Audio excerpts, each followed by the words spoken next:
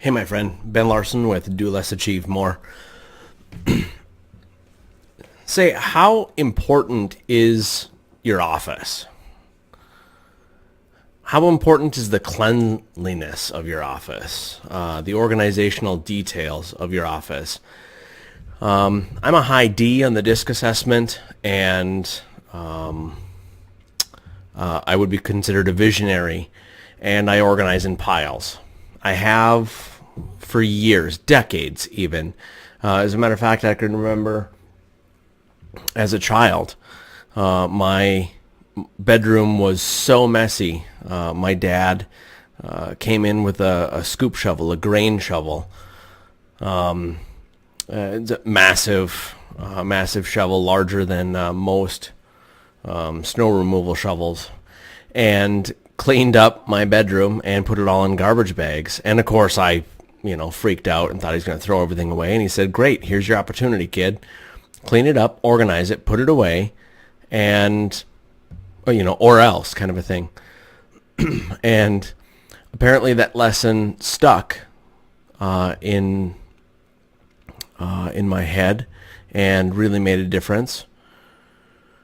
However, I still organize my office in piles. Now, I found that if my wife and I both work from home, so I've found that if my home in general is in disarray, my brain feels cluttered. So I'm slower. I don't think as clearly. I get distracted easily.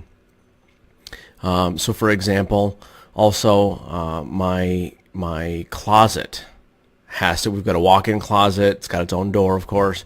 My closet actually still has to be organized, otherwise I feel cluttered and in disarray. Yet when it comes to my office, I still organize in piles. I've got a shuffle of papers over here, I've got some right in front of me, I've got some items on my desk over here stacked up. I was just cleaning out a drawer here earlier, it's over here, that keeps my whiteboard materials in it, and there's this massive array of pens in there. I have strict guidelines on my pens. It's maybe a little bit of a weird thing, but I only use blue ink. Blue typically signifies it's unique. It's first, it's not a copy, right? So copies typically come out black and white. Blue ink just signifies that it's original drawing. It's a weird thing, but for me, blue ink just makes more sense. Anyway, just keeping an organized office has actually been a challenge for me. So I'm kind of curious, what does everybody else do? What does everybody else have as an organizational system? As a matter of fact, this young man that I'm coaching, we were sitting down, I think it was last week, and he wants to do organizational details for people. And my brain immediately went to the business aspect of that and being able to duplicate himself. I don't know how he's going to be able to make any sizable income from that unless he does virtual assistant work.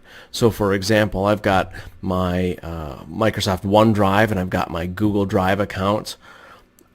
Everything should be in one location, organized, decluttered. There shouldn't be any duplicated documents. It should be all in one solid location. Now, if you want to have a backup location on, Google versus OneNote or a separate account, or if you want to host some things on your server or backup, removable hard drive, great idea.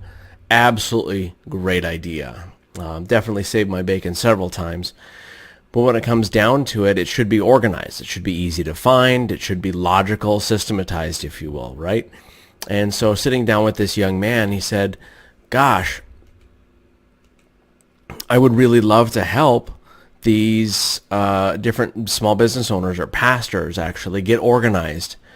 And, because you walk into a pastor's office, and oftentimes pastors are also visionaries, high Ds, and there's piles of stuff. Now, it's not that we don't know where everything is. As a matter of fact, I know where everything is in my office.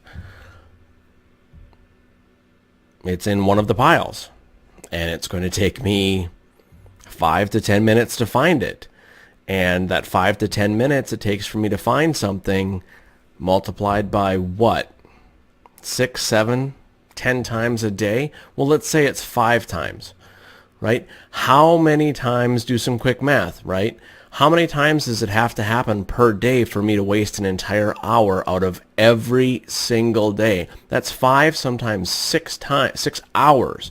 That's almost an entire day that's wasted because I don't utilize an organizational system.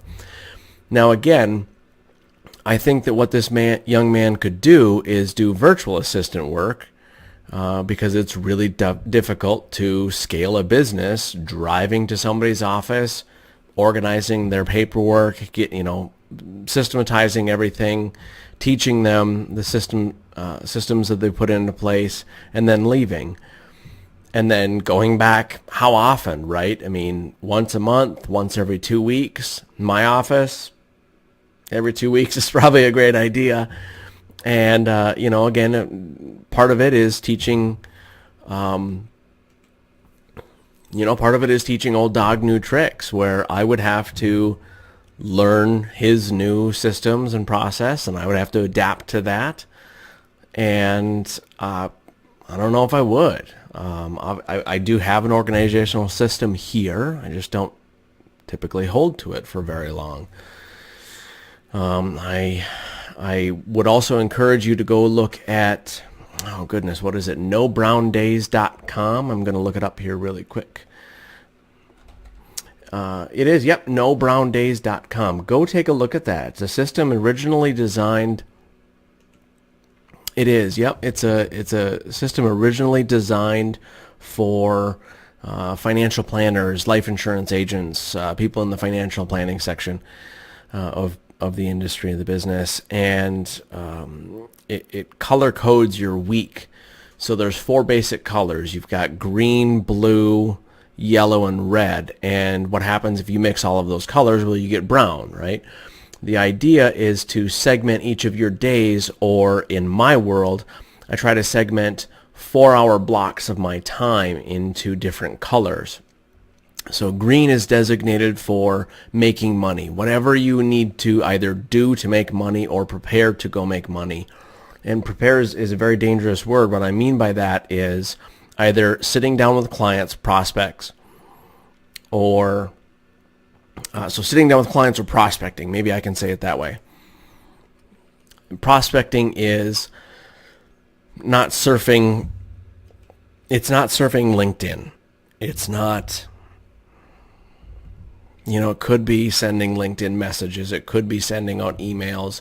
Could be, walking around the mall, shaking hands, kissing babies. Whatever you have to do in order to get in front of a prospect, that would be broadly considered green time, right?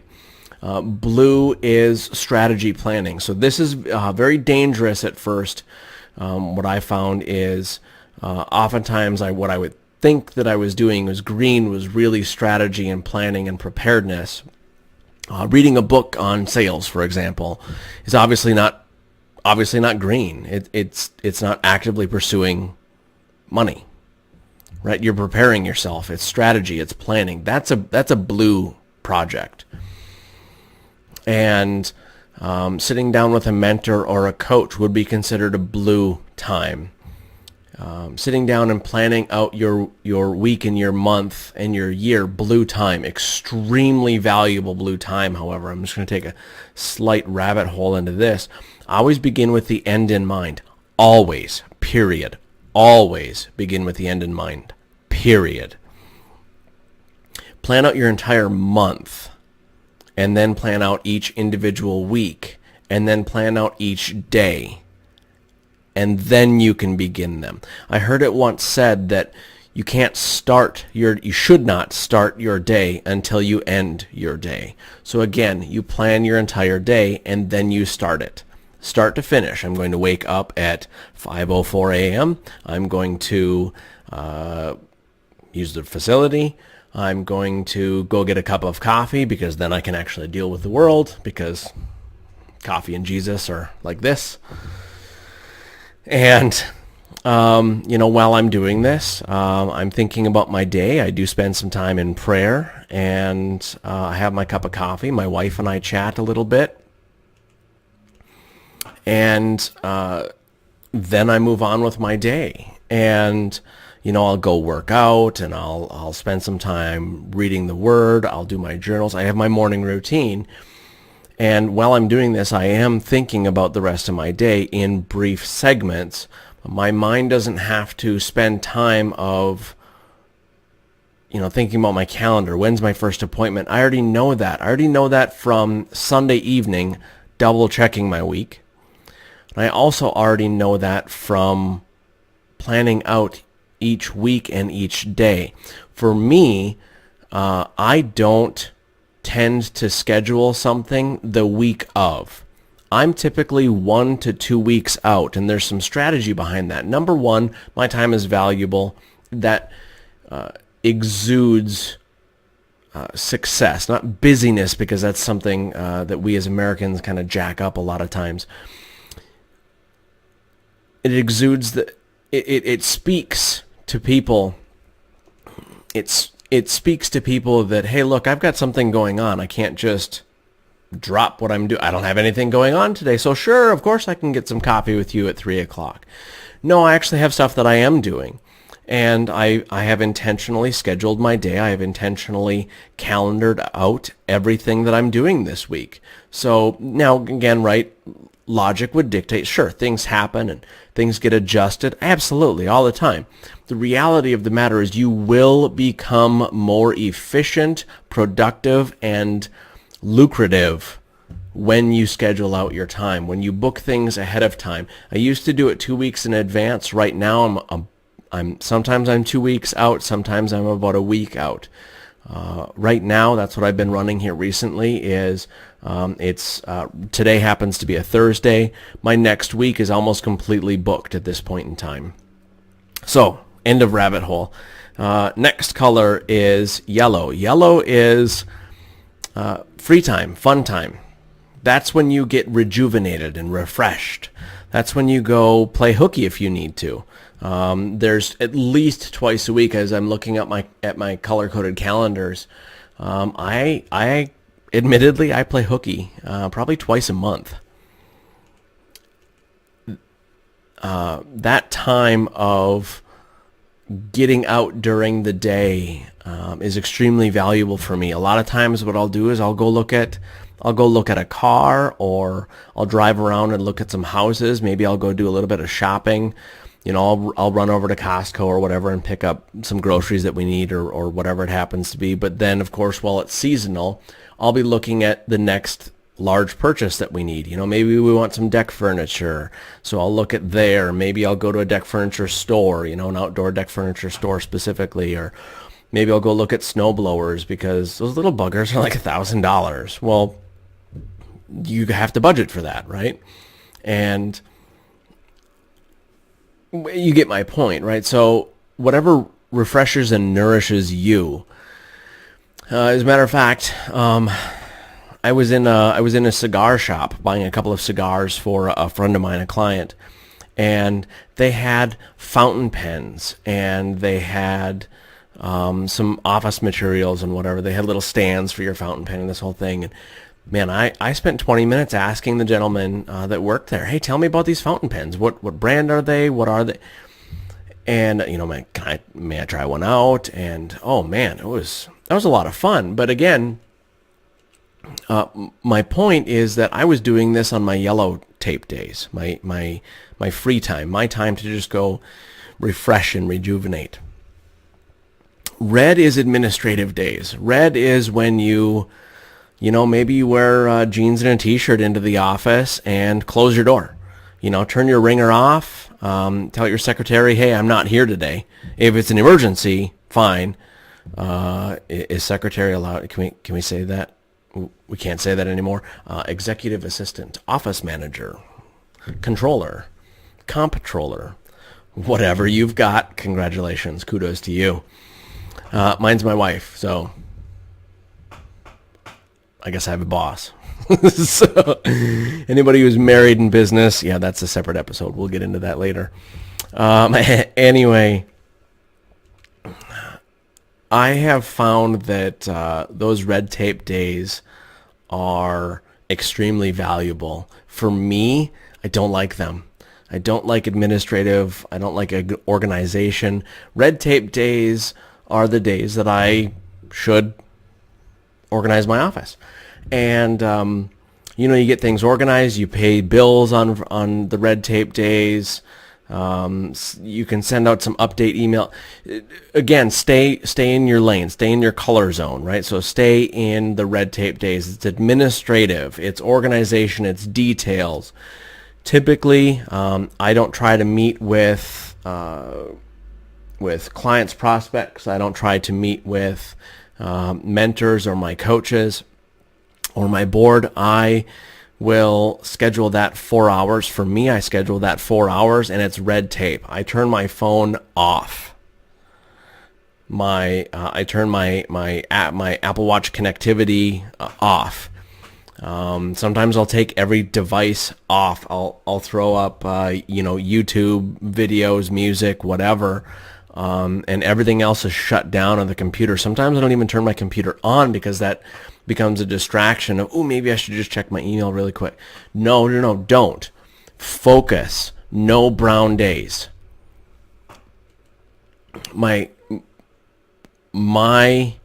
achievement in efficiency has been found in utilizing this system and adapting it to my needs and my standards. And so I would strongly encourage you to go look into it. I forget the gentleman's name that started this. He's all over nobrowndays.com. You can check that out. I believe it's a free download. You just give him your information. I've yet to receive an email from him, so I don't know what he's doing with that stuff. But it's a great system. You can download that. You can study it. You can watch a few videos. You can download a sample. And then you can download your annual calendar and print off 3 or 4 copies and go print off the sample copy, study that, go through the material, and then sit down and plan out on your blue day, on your strategy day. Sit down and plan out your next month and then plan out your entire year and see if you like it. And then adapt, improvise, overcome. Feel free to rip it up, throw it away. I keep everything. I scan it myself. Throw away the hard copy, get rid of it, declutter, and then redo it, because you're going to make adjustments. You're going to realize, here's one of the things that I realized, as a matter of fact. One of the things that I realized was after I get back from a conference, I spend 2 days in the office in a combination of red and blue days. I spend time organizing, taking notes, going through my business cards that I've received, going through my contacts that I connected with, making sure that I connect with them on Facebook or LinkedIn or whatever the necessary platform is. I send people updates, emails, connections, etc. You get the point. Personally, I actually still send out handwritten notes. Say, hey, thanks so much for inviting me to the conference. I really appreciate it. Hey, thanks for connecting with me. I look forward to our conversation. Red tape stuff. But then I've got the strategy side of things of, hey, what did I learn at this conference? What am I going to be implementing into my life and into my business here? The strategy is extremely important. So I will take that and I will move forward over the next 2 days, and then from there I will continue on to my schedule, which typically, of course, has a lot of green days shortly following, because, of course, you're going to logically make some good connections while you're at these different conferences, and perhaps there's a few prospects you'd like to follow up with. So you get my point. nobrowndays.com. Fantastic resource, fantastic program. Again, adapt it to your own world. Check that out. Again, I'm kind of curious. What do you do with your office? How do you organize? How do you keep up to date? I have yet to find a system that I can completely adapt to, or perhaps my issue is not a system. Perhaps I'm the issue. Anyway, this has been Ben Larson with DoLessAchieveMore.com. come check us out. Send us an email.